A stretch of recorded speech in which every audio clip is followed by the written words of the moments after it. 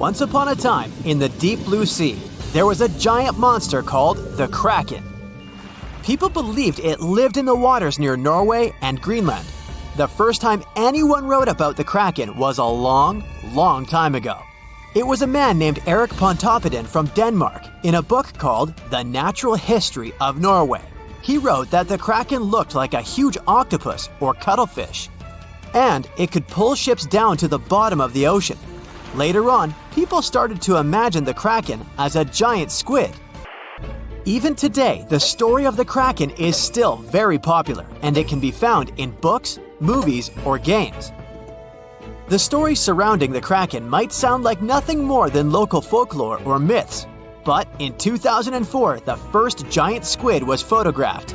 This amazing discovery was made by a team of Japanese scientists who had been working for years to capture a live giant squid on camera. They used a baited line with a camera attached to it to lure the giant squid to the surface. They also used a special lure that mimicked the light patterns of a small creature to attract the giant squid. After several days of waiting, the team finally got lucky. The image showed the giant creature's long tentacles and large eyes, as well as its distinctive body shape. It didn't stop there, though. In 2012, another team of scientists, this time from National Geographic, filmed a live giant squid for the first time in its natural habitat. This footage gave the world a much better understanding of the giant squid and its behavior. You've surely heard about this next myth too. It was said to be the most beautiful and wealthy city to ever exist. Its entrance was decorated with marble statues. The architecture of this city was sturdy and imposing. The depictions of Greek deities beautifully painted could be seen almost everywhere. The city has been the subject of debate for historians and fiction writers alike.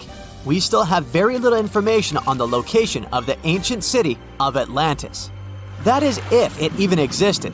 Since it was supposedly swallowed by the sea in its entirety, it's no wonder some curious minds linked it to other mysterious locations on Earth, even to the Bermuda Triangle. But let's not get ahead of ourselves. It's not yet confirmed that Atlantis truly existed. The idea of an island sinking into the sea due to an unknown disaster is a widespread idea in mythology and popular culture. However, it is possible that the story of Atlantis was inspired by actual events, such as the sinking of islands like Helike. On this island, located in the Gulf of Corinth, there was a thriving ancient Greek city. It was known for its prosperity and wealth, and it was also an important spiritual headquarters for the Greeks. The city was home to a building dedicated to the immortal Poseidon, and it was believed that he protected the city himself. However, one fateful night in 373 BCE, a massive earthquake struck the region. The ground shook violently, and the city was swallowed up by the sea in a matter of minutes. The residents of Helike, unable to escape the disaster, all disappeared under the waves. The sinking of Helike was a great tragedy for the ancient Greeks, and it was seen as a punishment from the higher spirits. Many believed that the city's prosperity and pride had angered them, and they had punished the city by destroying it. The city remained underwater for centuries, and it was not until the 20th century that it was rediscovered by modern archaeologists. Today, the most part of the city is still underwater. While we're on the subject of Greek myths, we have to talk about the famous city of Troy. This was a legendary city in ancient Greece. Scientists believed for years that it had been made up by writers and philosophers. According to an ancient Greek legend, the city was founded by the Trojan prince Paris, who stole Helen, the wife of King Menelaus of Sparta, and brought her back to Troy. This event sparked a huge conflict between the Greeks and the Trojans that lasted for 10 years. One of the most famous stories from the Trojan conflict is the tale of the Trojan horse, a large wooden horse that the Greeks built and left outside the city gates as a gift to the Trojans. The Trojans, believing the horse to be a symbol of peace, brought it into the city. But inside the horse, there were Greek fighters who, once inside the city, opened the gates and let the rest of the Greeks in. The Trojans had no escape this time, and they were ultimately defeated. The city was rediscovered in the 19th century in modern-day Turkey. It's located near the Scamander River.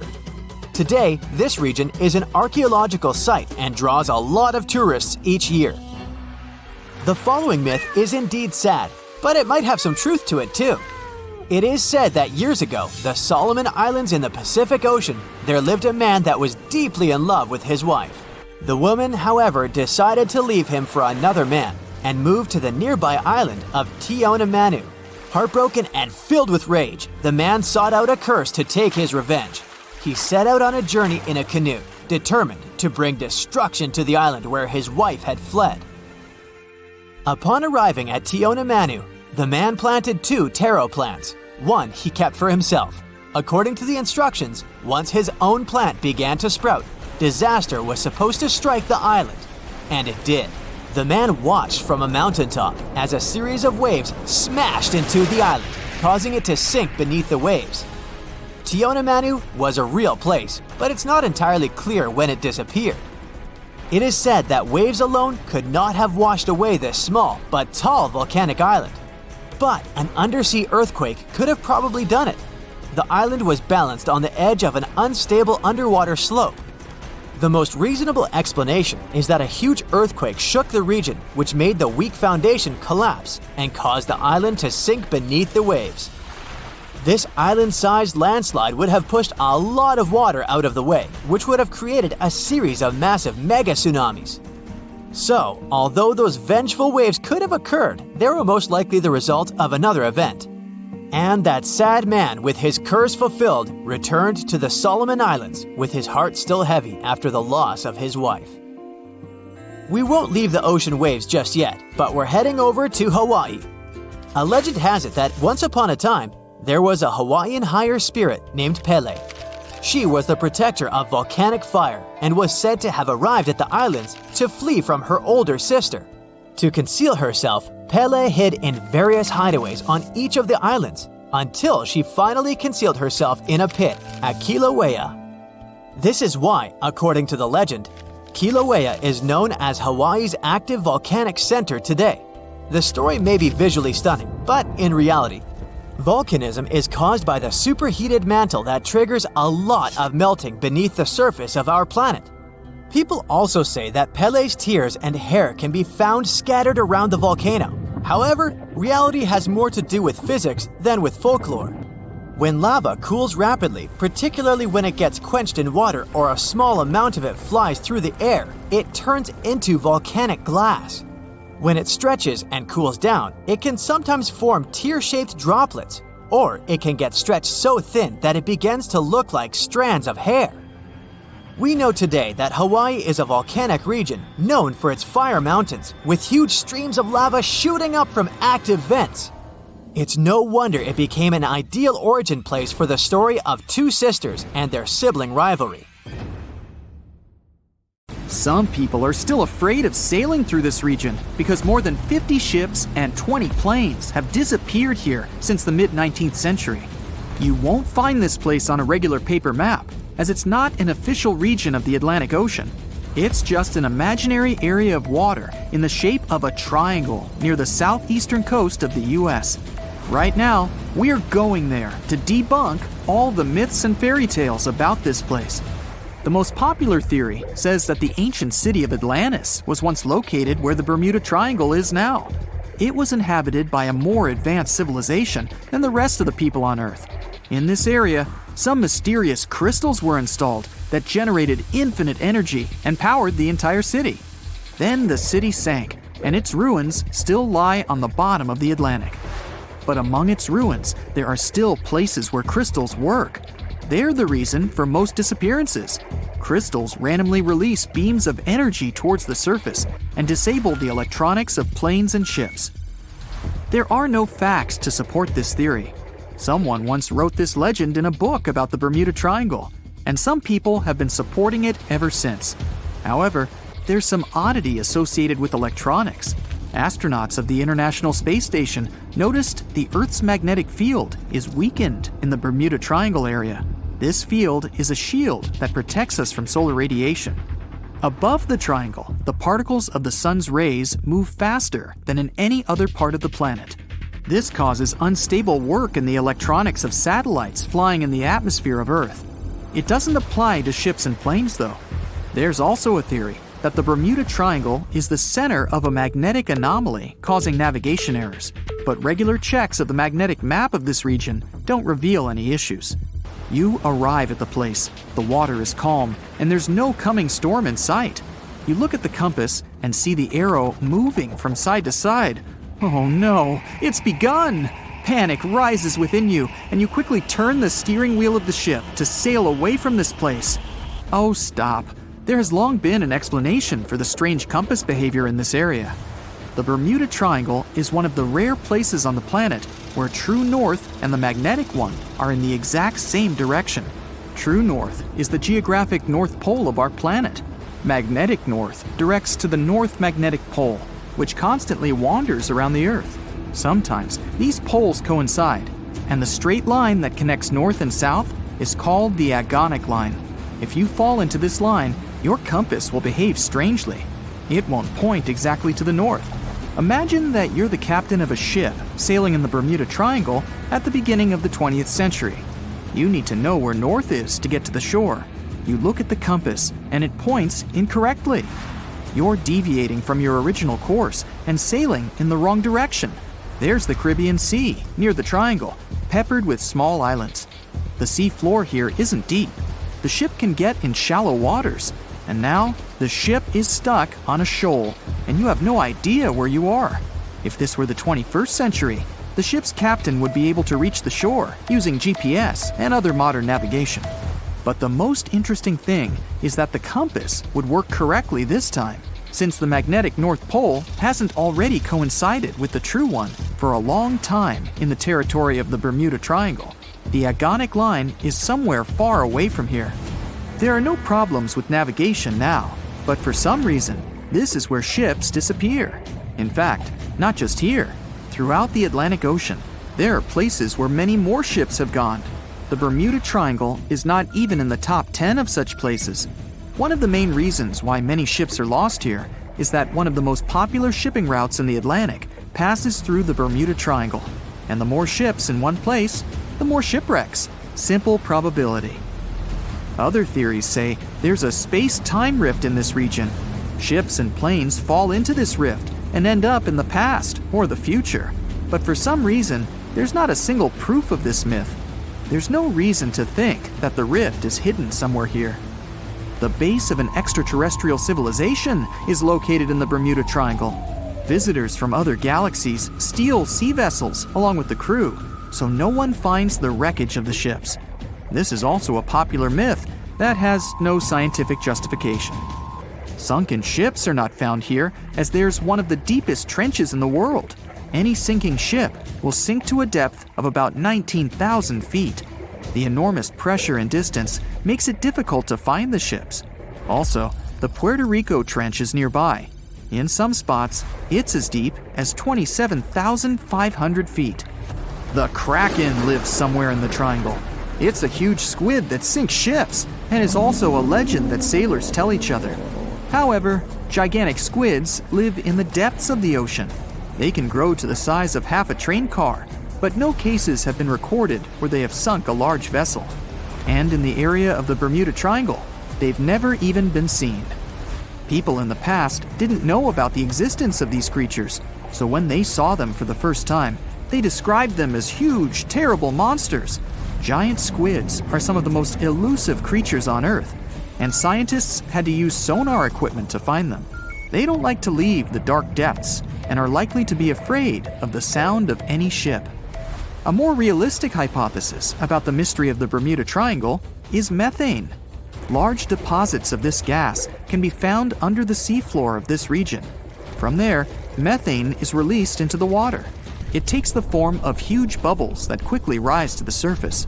Then, the gas makes the water almost boil, creating waves that sink ships. The theory is quite realistic, but numerous studies still haven't confirmed the presence of an increased concentration of methane in the region. Last time this phenomenon occurred was 15,000 years ago. Another credible theory implies the appearance of rogue waves. Imagine a clear, calm sea without wind.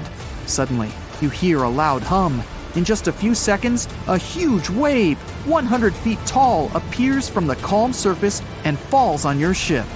Some scientists believe rogue waves are created by a surface sea current colliding with a strong headwind. There's a version claiming the wave is born because of the collision of warm and cold currents. But the most interesting theory says the waves are formed by kinetic vampirism. Under certain natural conditions, waves can exchange kinetic energy. And among all the waves, there will be one, the vampire, that gets the energy of all the others. When it accumulates enough energy, the vampire wave spills it out. This explains the force of the impact and its sudden disappearance. This phenomenon is observed in all the waters of the world's oceans, but there's no evidence that it occurs most often in the Bermuda Triangle. If rogue waves appeared there, it was not during a calm. A restless sea is the main reason for ship disappearances in the Bermuda Triangle. Severe storms and hurricanes are a frequent thing there, because the Bermuda Islands is an area of high pressure that diverts thunderstorms towards the triangle. Huge waves simply overturn ships, and thunder and lightning flashes disable planes' electronics. There's nothing mysterious about this. Storms and ship disappearances occur in all oceans, but a lot of legends were made exactly about the Bermuda Triangle. It all started in the middle of the 20th century when a book was published that tells us that Atlantis lies in the waters of the triangle. No proof was given, but people liked this mysterious theory so much, they began to build upon it. They started making documentaries about it and writing new books. Each material devoted to the fantastic nature of the triangle was based not on facts, but the theories of other written books and films.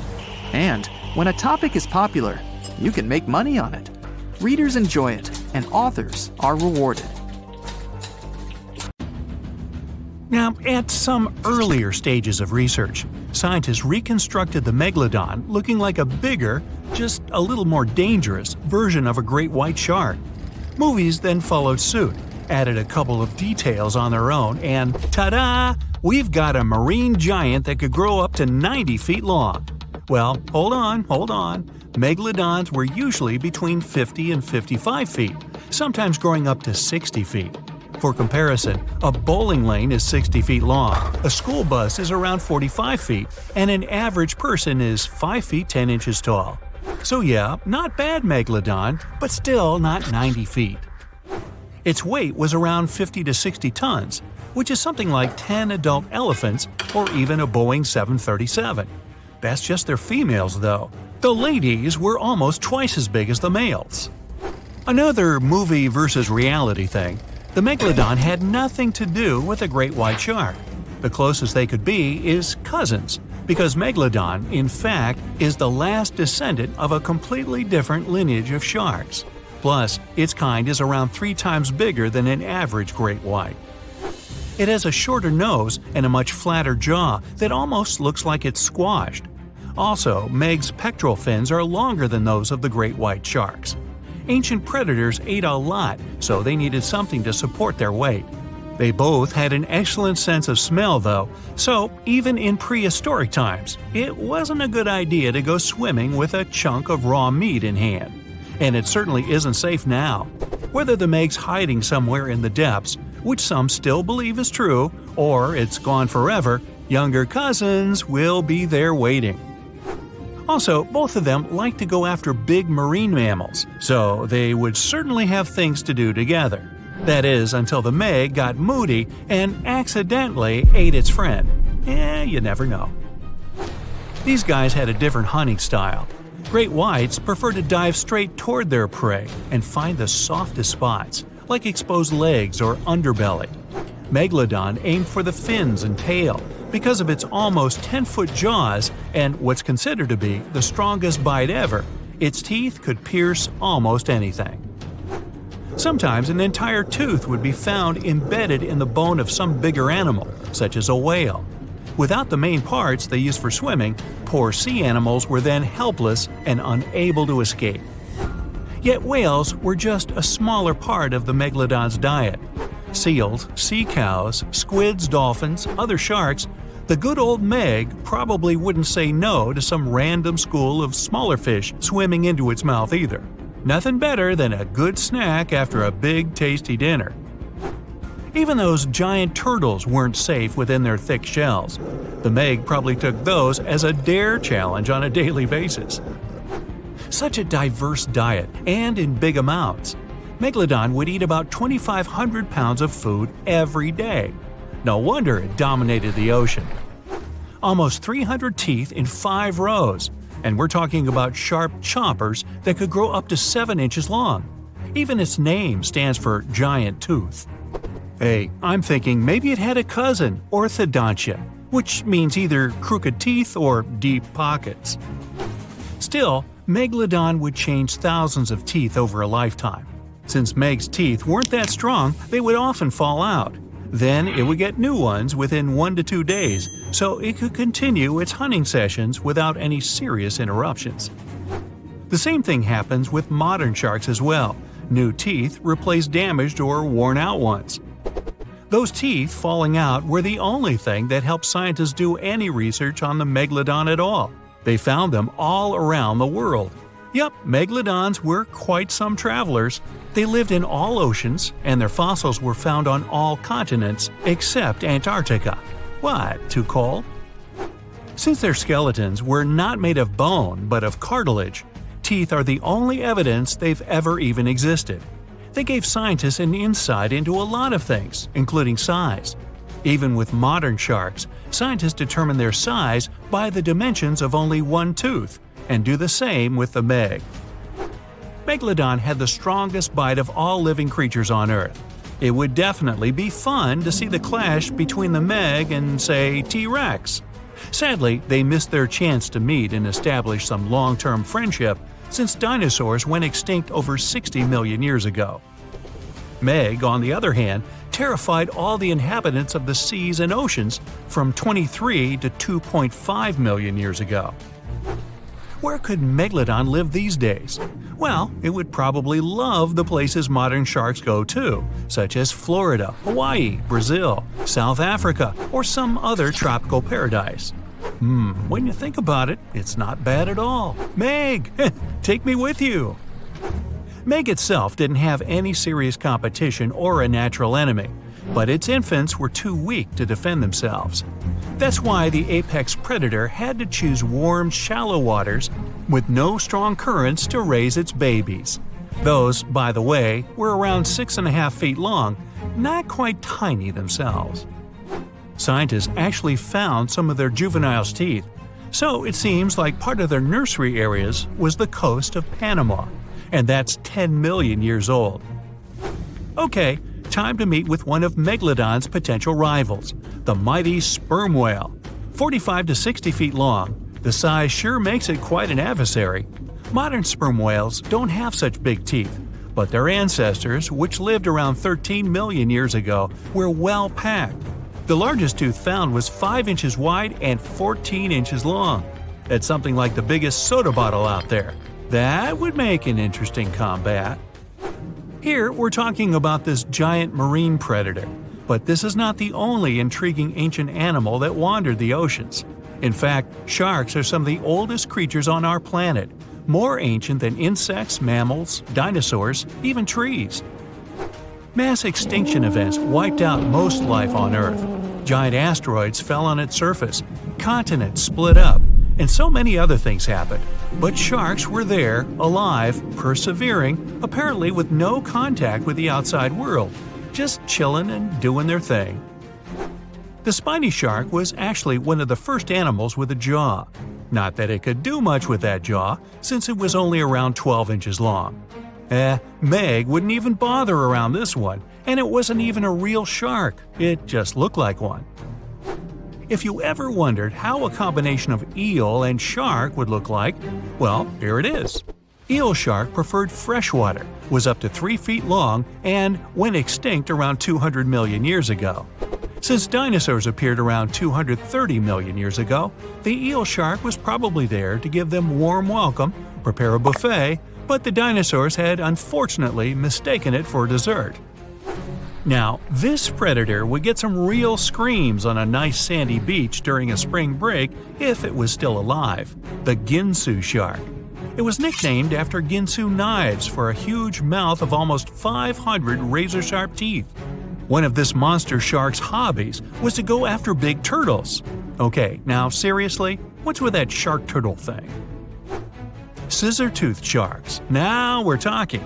These guys lived around 300 million years ago and had some strangely shaped heads. The weirdest part were their jaws. This shark didn't shed old and worn-out teeth, but kept growing new ones at the back. Those in the front were then pushed forward, and with age, the shark got a really strange scissor-tooth look. Scientists are still unsure why it had to be like that. Hey, time to call in the orthodon. Even during the Meg's long reign, our favorite ancient predator still wasn't the only scary giant shark in town. For instance, I can't pronounce its name, so I'll just call it Mr. C. Unfortunately, not enough of its fossils were found to get more information, but some research says it had teeth more than 5 inches long. That also implies it could probably grow to be 20 feet long. Oh, and if it only left just a couple more teeth around, I guess the Meg wouldn't be the only movie star from those times. So close, C, so close. So imagine stumbling upon a creature so huge it could dwarf even the largest known marine animals today. Scientists discovered the fossils of this beast on England's coast and believe it once ruled the waves. The new species was named Ichthyotitan severnensis, but thankfully for me, scientists nicknamed it the Little Stock Monster. Its estimated lengths range from 72 to 85 feet long, almost as big as a blue whale. Megalodon can't even compare to this. It was only about 60 feet long. And what's crazy is that this fossil we found wasn't even an adult, so who knows what their actual size was. The first piece of the Little Stock Monster was discovered in 2016 in the Westbury Formation. Researchers found a 3-foot-long jaw part that belonged to an unknown species. For years, this single fragment had been driving them crazy because they had no idea what that animal was. Then, in 2020, a miracle happened, of sorts. A father with his 11-year-old daughter found the second piece of fossil on a beach. This discovery led to more findings. Finally, in 2022, the last piece of the literal jaw puzzle was found, buried along the Somerset coast. This leviathan belonged to the Shastasaurid family. Both the Little Stock Monster and other Shastasaurids had one ancestor, so all the species in this family are super similar to each other. For example, all of them were the largest marine reptiles ever to exist. Although our Little Stock Monster is much larger, most Shastasaurids could grow up to only 69 feet long, and it's possible that the Little Stock Monster, when fully grown, would reach up to 100 feet or even more. Both of their bodies were just perfect for cruising the ancient seas. These marine titans were elegant and slender, with an elongated snout. Other marine animals at the time were smaller and looked more like dolphins. Shastasaurids had long paddle-like limbs adapted for efficient swimming. Their skulls show large eye sockets, which means they had excellent vision. If you were in the ocean, no matter what time it was or where you were hiding, they could spot you. They were also incredibly fast and could dive to great depths. Of course, all these things made them the most terrifying predators. They ate pretty much everything, including fish and squid, and you if you were there. They probably captured their prey like whales, opened their huge mouths, and literally sucked the fish in. What made the Little Stock Monster especially scary is that it wins in the jaw competition. For other Shastasaurids, their jaws were a bit weaker, so they hunted smaller fish, kind of like today's orcas. They required vast amounts of food. This shows us that the Earth's Triassic oceans had rich, productive food webs. But the Little Stock Monster has this unique feature. It could open its jaw almost 90 degrees upwards. It also had tons of powerful muscles around. Its jaws were horrifyingly strong. So while others were hunting some squids, the Little Stock Monster probably hunted large fish and even other marine reptiles. Fossils of Shastasaurids have been found everywhere in the world, from North America to Asia. This means that these creatures dominated and terrorized the oceans for millions of years, although even they weren't completely safe from scavengers. And that's exactly why we struggle to find these fossils now. Scavengers didn't leave any remnants of them. So, while we have some fossils of this marine family, they mostly remain a mystery for us. They lived in the oceans about 200 million years ago, in the late Triassic period. The Earth looked completely different back then. All continents were united in one Pangaea, a huge landmass. Some parts of this supercontinent were covered with lush conifer forests, while others were dry deserts and open prairies. It was before the famous Jurassic period, but there were already first pterosaurs and amphibians. It seems like those monsters were crazy resilient. The Triassic period was super unstable, but they survived through many changes in the environment. Well, until the last one. The Triassic extinction came out of nowhere. It was one of the Earth's big 5 extinction events. It wiped out almost all species on the planet, including these leviathans. It's still not clear what happened exactly, but it looks like there was a huge tectonic activity. Volcanoes in the oceans were going crazy back then. These massive volcanic eruptions have probably altered the climate and ocean chemistry, leading to the extinction of many species. Scientists have a theory that it might have happened because there was a rain of comets flying to our planet from the Oort cloud. This likely happens about every 200 million years or so. I wasn't around then, so I'm just guessing here. In any case, after the extinction, the Earth took some time to recover. Then it entered the famous Jurassic period. More terrifying sea monsters were on the way. One of them left us a colossal skull.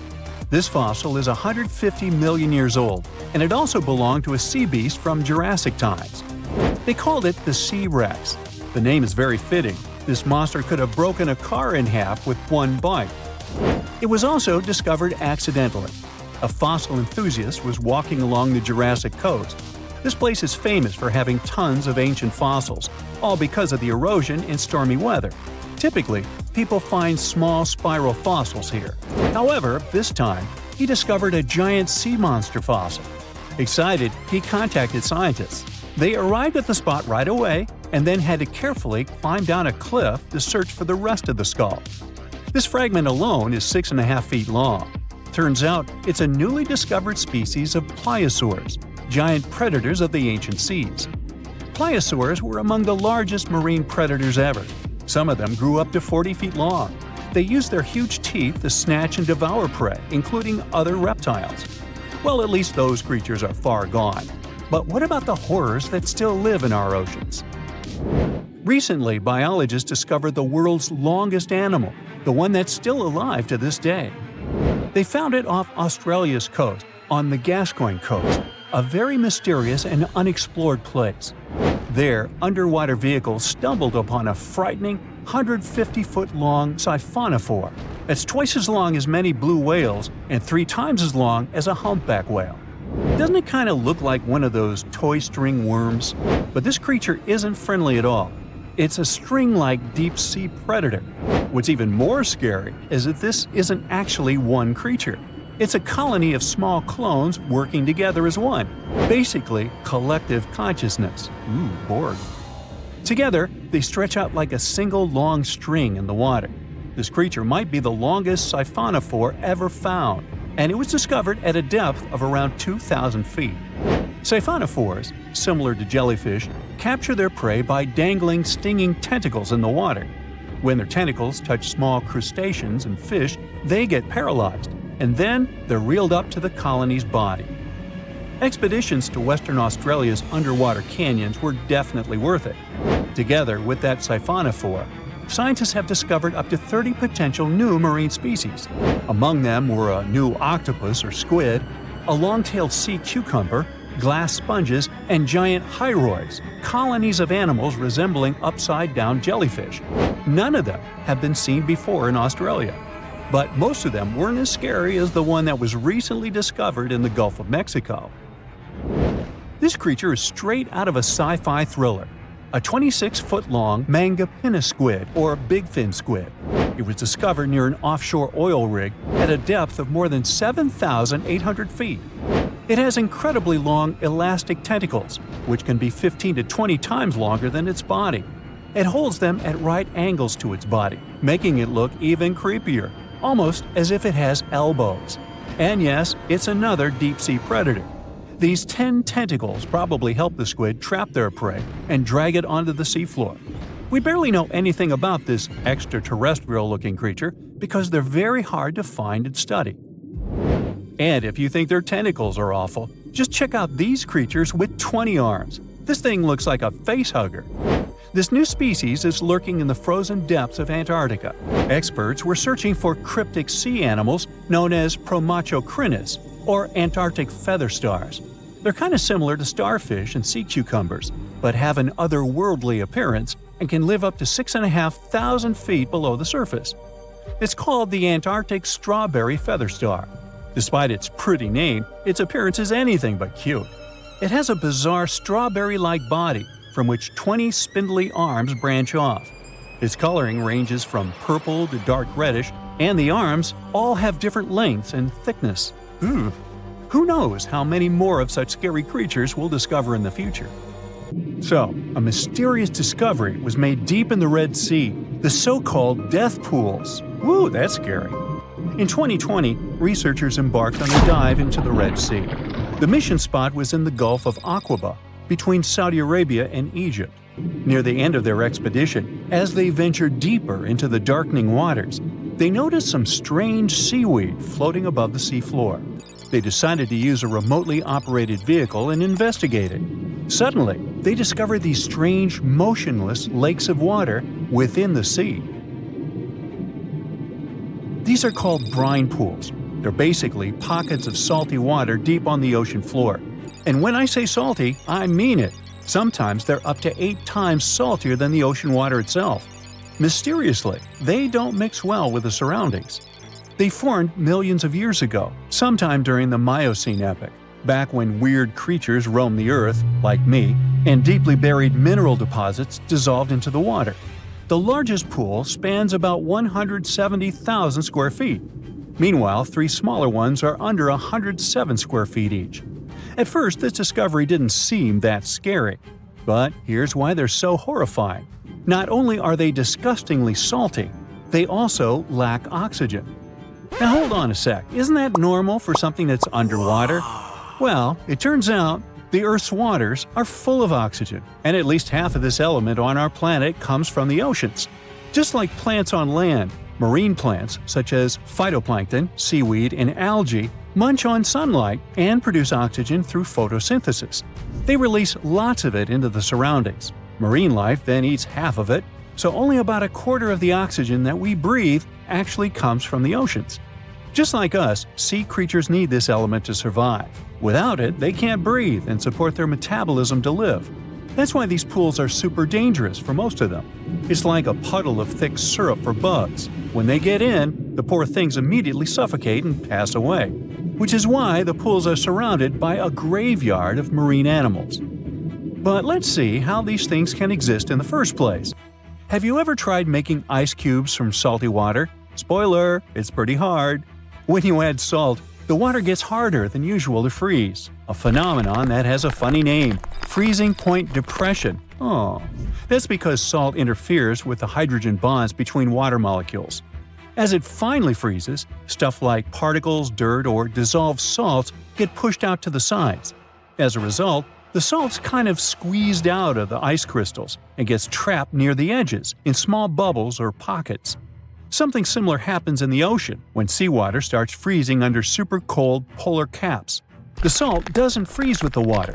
Instead, it gets pushed out, forming a super salty cold liquid, the brine. And then it sinks down to the ocean floor. On a large scale, all this process also helps currents to form.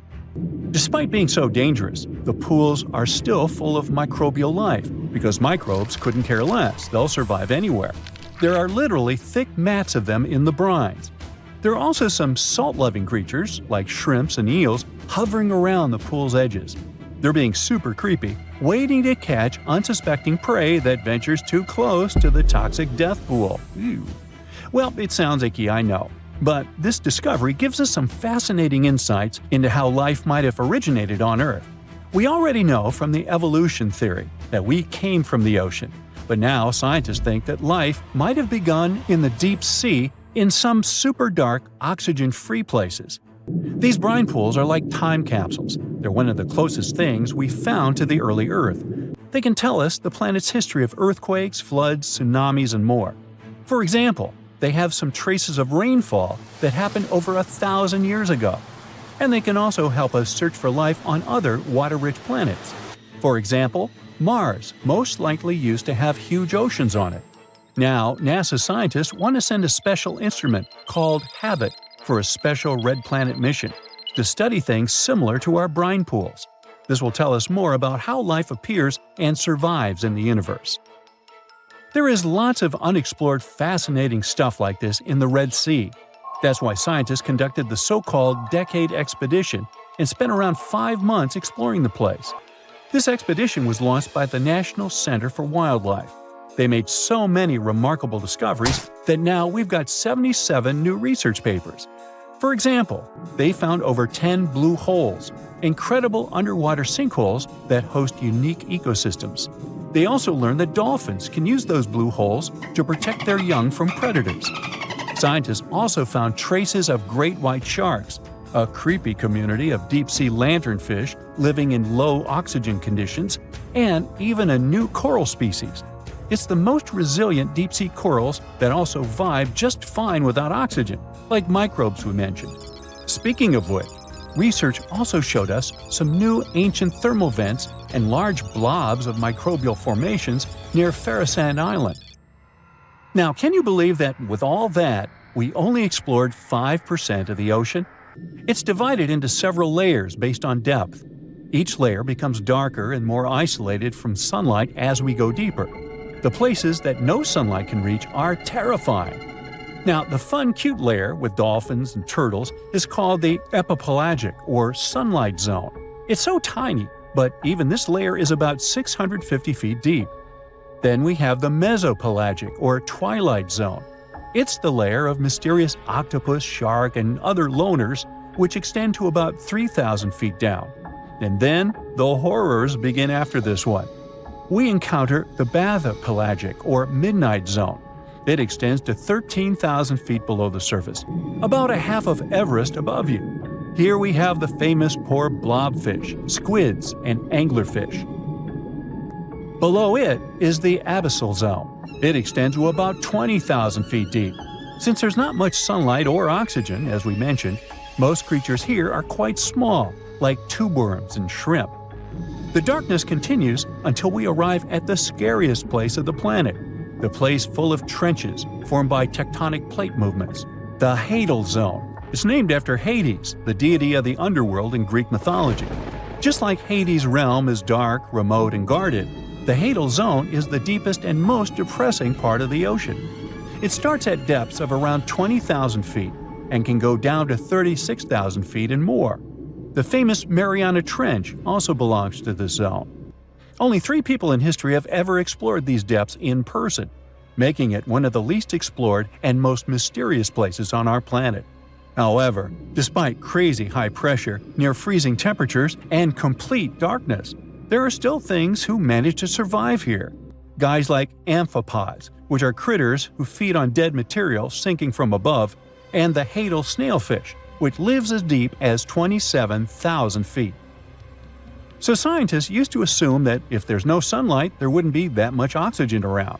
But one day, a research team decided to measure the levels of oxygen in one of those deep zones. Surprisingly, the levels were super high. They checked the equipment thinking that it was malfunctioning, but nope, all the sensors showed the same thing.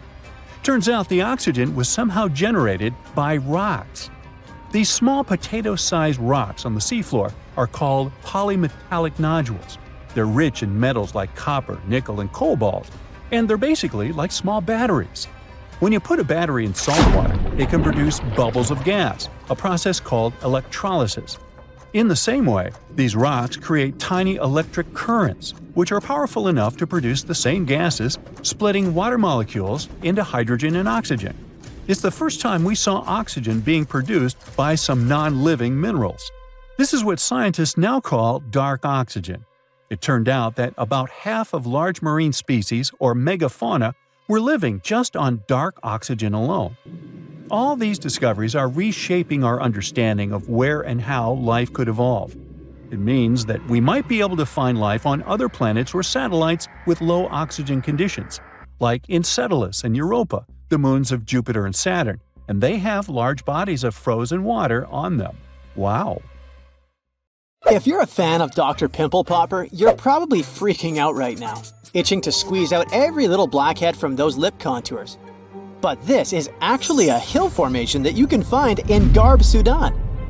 Knowing that perhaps makes it all the more creepy because it looks like the crack in the middle is swallowing up everything around it.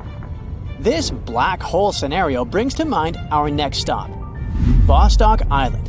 This eerie spot is a 59-acre coral atoll situated in the southwestern Pacific Ocean, about 400 miles northwest of Tahiti. If you check it out on Google Earth today, it looks like it's been totally blacked out, sparking all sorts of wild theories. People keep saying that this place is some top-secret base, or even a fictional island straight out of Lost. But what we see here is actually just a dense, dark green forest made up of Pisonia trees.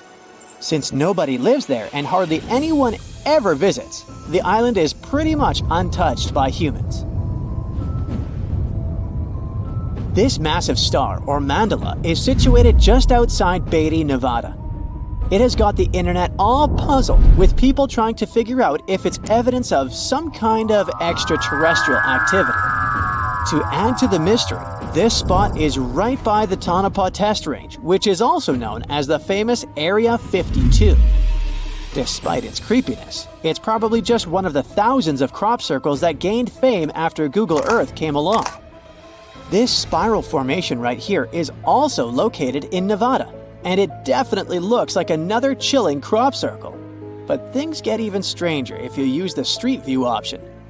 As you zoom in closer and closer, you'll notice that it's made up of carefully arranged rocks. This labyrinth, so to speak, is part of an open-air museum situated in the ghost town of Rhyolite. And if that's not creepy enough, take a look around, and you'll see dozens of eerie men in white cloaks. Despite their lifelike appearance, these silhouettes are actually statues from an installation created by a Belgian artist in the 80s. Even stranger than stumbling upon a large circle on the ground is finding a bunch of them. Our next location in Wyoming is filled with peculiar circle structures to the point where it's hard to count them all. During the 20th century, this U.S. state shifted from a farming economy to an industrial one, dominated by the extraction of oil, gas, and coal. So, these circles are likely remnants of a tank farm. I mean, places where oil storage tanks used to be located. If you want to avoid nightmares, I highly recommend not searching for the mausoleum of Emil Becker in Poland. If you happen to find it by using the Street View mode, prepare yourself to face an abandoned place with the most terrifying sculpture there is. Oh, the creeps. Keeping on the spooky side, let's head to an isolated corner of Kazakhstan, where you can find a pentagram etched into the Earth's surface. This formation is huge, measuring roughly 1,200 feet in diameter. Before you jump to conclusions about this formation being related to some kind of underworld deity worship, it's worth noting that the pentagram actually turns out to be the outline of a park designed in the shape of a star. The star shape is marked by roadways, which are now lined with trees, making the star shape even more distinct in aerial photos. You can spot this peculiar symbol from quite a distance.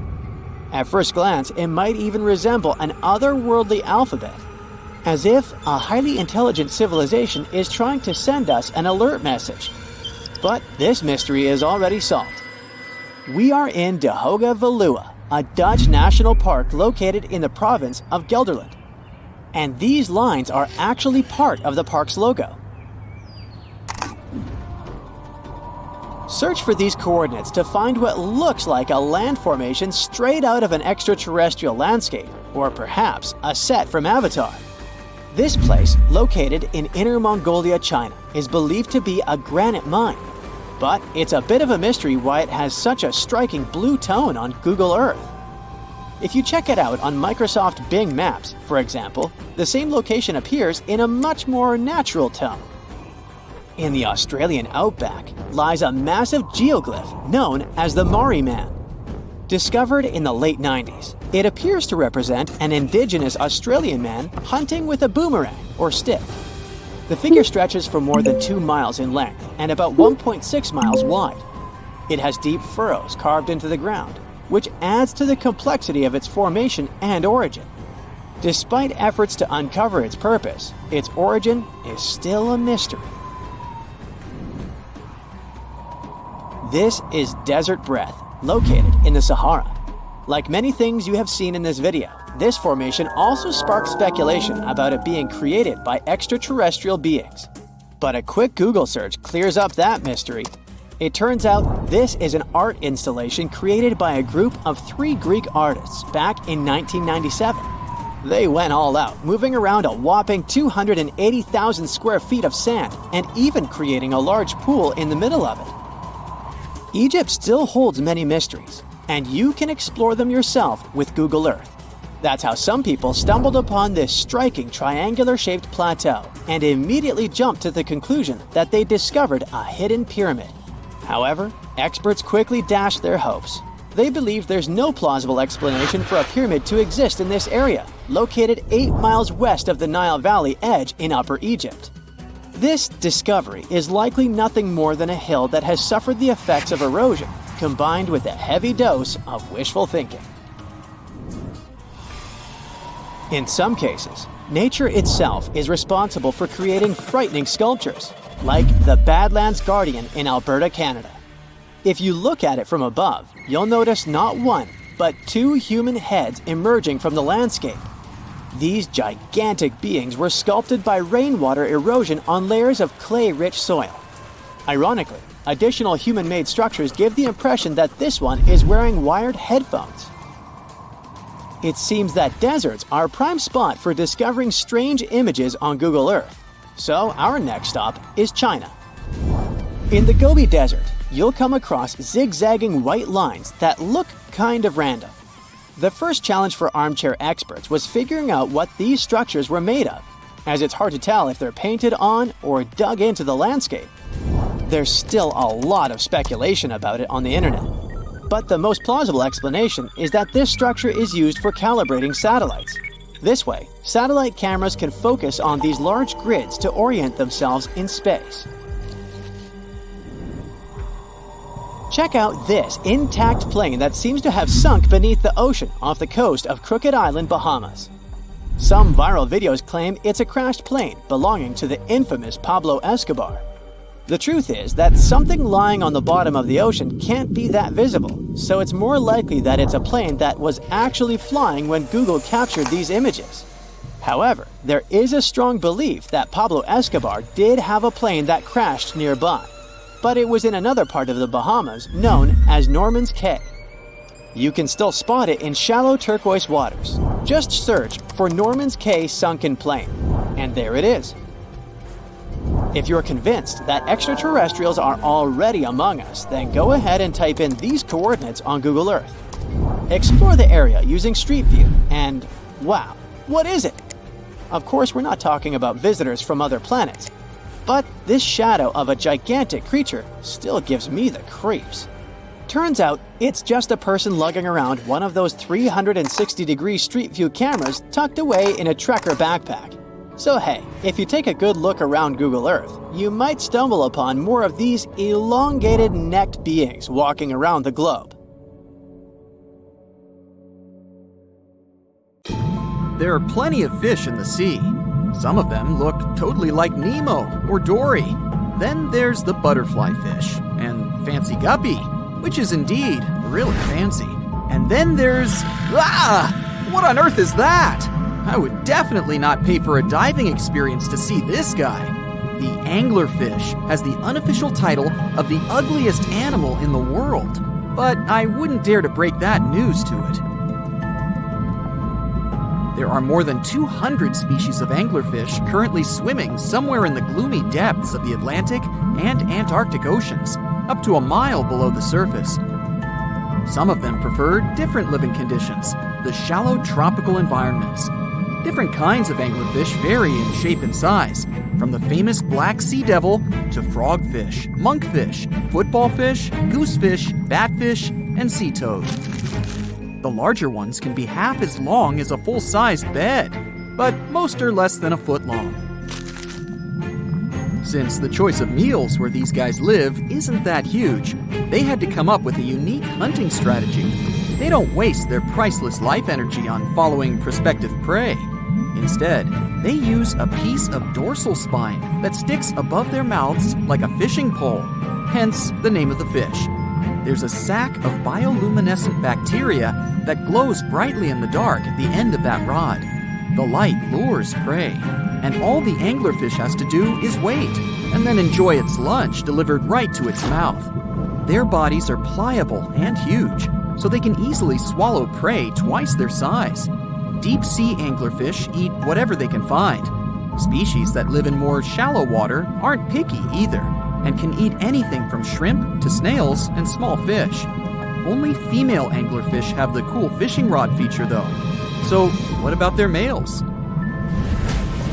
Finding a soulmate deep under the sea isn't that easy. I mean, literally, there's no light down there. Plus, there are frigid temperatures and low oxygen levels. Anglerfish can't afford to go on many dates in those conditions, so they mate for life. And before you go aw about it, I have to tell you, they do it in quite a special way. Male anglerfish are much smaller than their ladies.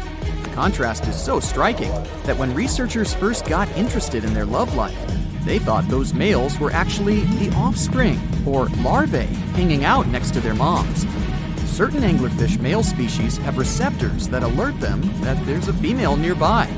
After they mate, the male bites into his woman and stays attached to her head, belly, near her tail, and other areas he can access. While they morph together forever, the female fish gets the male's cells, DNA, and reproductive organs, but loses her immune response cells. The male gets free permanent housing and nutrition. Given the current real estate prices, it sounds like a dream. But that accommodation is shared by up to 8 males, and they can't move out if they ever feel like it. You're unlikely to meet this deep-sea fish in real life, but if you meet an anglerfish in your favorite video game, remember that you can easily outswim it and make it kinder to you with tranquilizing arrows. Once you befriend it, the anglerfish can be your scout and help you discover new areas with its bioluminescent pods. Back in the real world, down in the twilight zone of the ocean, about 650 to 3,300 feet down, the anglerfish isn't the only creature you're lucky you'll probably never meet. Many of the locals look like they come straight out of science fiction or horror movies, but that's because they had to adapt to this dark, deep world. I did my best to get you prepared for the creatures you're going to meet, starting with the common fangtooth. They spend most of their lives deep down, but at night, they move toward the surface to snack. These guys are more active than most other deep-sea dwellers. They don't wait for food to come their way, but actually follow it, and then get it with their long, hungry teeth. They don't have a built-in light bulb like the anglerfish, so they've developed a great sense of smell and use as much sunlight as they can get there in the depth to get around. Sometimes, even the shadow of a passing by prospective prey is enough for them to switch to action mode. And though they don't look too charming, they're completely harmless to humans if you ever run into one of these guys. Stoplight Loosejaw sounds like a great name for an alternative band, but it's actually another deep-sea resident with sneaky hunting habits. It has special light-producing photophores under each eye. They emit green and red light like a stoplight, hence the name of the fish.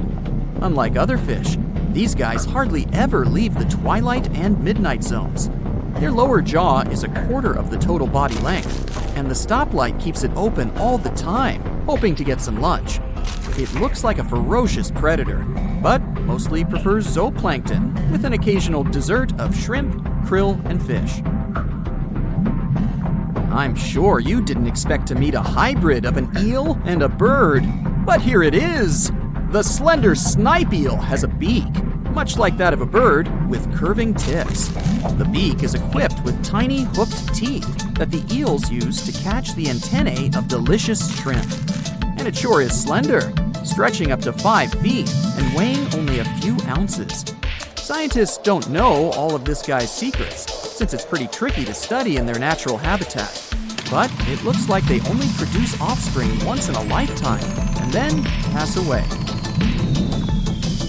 Glass squids like to take it easy in life and literally go with the flow.